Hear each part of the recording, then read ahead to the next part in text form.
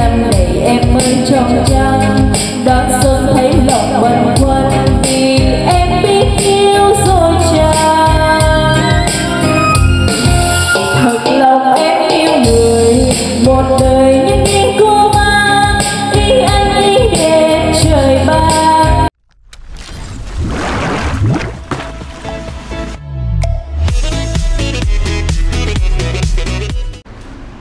Mến chào quý vị và các bạn đã quay trở lại với kênh review sản phẩm của Nhật Tây ha. Thưa quý vị, trước mắt quý vị đây là một sản phẩm NT1508 loa karaoke di động công suất lớn. Mẫu này trước đây Nhật Tây cũng review rồi, hôm nay Nhật Tây sẽ được nói nhanh lại để trước khi bàn giao về cho khách hàng sẽ cùng giới thiệu cho quý vị chúng ta một trong những cái dòng sản phẩm karaoke di động công suất lớn, hát rất là hay ha, giống như một dàn nhạc sống mini cho quý vị chúng ta cùng biết nha. Mẫu này được Nhật Tây Audio setup và lắp ráp và chọn lọc ra từ những cái linh kiện thiết bị âm thanh tốt nhất trong tầm giá quý vị nhé. Và trước mắt quý vị đây là mẫu sản phẩm có giá là 25.700.000 đã bao gồm phí giao hàng tận nơi cho quý vị ha.